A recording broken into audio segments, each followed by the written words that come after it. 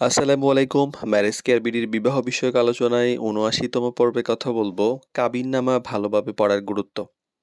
তো বিয়ের সময় আমরা অনেকে আনুষ্ঠানিকতা, আয়োজন ইত্যাদির মধ্যে অনেক ব্যস্ততায় থাকি। ব্যস্ততার মধ্যেই অনেক গুরুত্বপূর্ণ একটা বিষয় অনেক সময় অবহেলিত থাকে।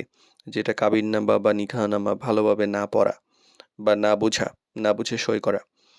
তো কাবিননামা তো আসলে একটা কাগজ নয়, বরং এটা স্বামী-স্ত্রীর মধ্যে আইনগত এবং ধর্মীয় একটা চুক্তিপত্র। তো নিজের অধিকার এবং দায়িত্ব বোঝার জন্য হলেও মানে কিছু বিষয় এখানে পড়া উচিত। এইখানে তো কাবিননামায় স্বামী এবং স্ত্রীর গুরুত্বপূর্ণ বিষয় উল্লেখ থাকে। দেনমোহর, শর্ত, সম্মতি ইত্যাদি। তো এগুলা ভালোভাবে না পড়লে অনেকেই জানতে পারেন না যে বিয়েতে কি শর্তে সম্মত হচ্ছেন। আবার ভুল বা অপ্রত্যাশিত কিছু বিষয় এখানে থাকতেও পারে যেটা আপনি হয়তো রাজি না বা জানেন না।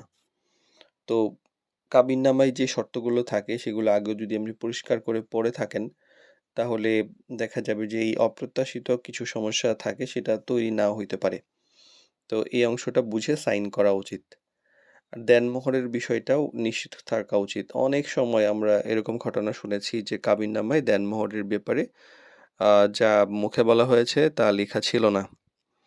তো এর পরে জটিলতা তৈরি হয়েছে। তো এইভাবে ঠিকভাবে বুঝে সই না মানে সই করলে ভবিষ্যতে বিভ্রান্তি তৈরি হতে পারে।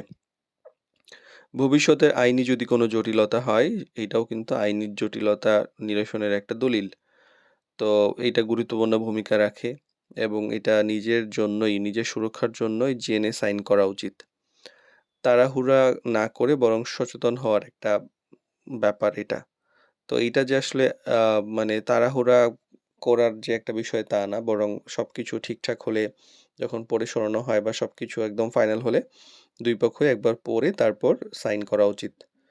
তো কাবিননামা পড়া যে আনুষ্ঠানিকতা এটা না, বরং এটা একটা সচেতনতার অংশ। নিজের অধিকার, নিজের দায়িত্ব, নিজের শর্তগুলো ভালোভাবে বুঝে নিয়ে একটা নিজের পরিষ্কার ধারণা নিয়ে যখন আমরা এইটাতে সাইন করব তখন এই ব্যাপারটা ভবিষ্যতের জন্য অনেক ভালো হবে।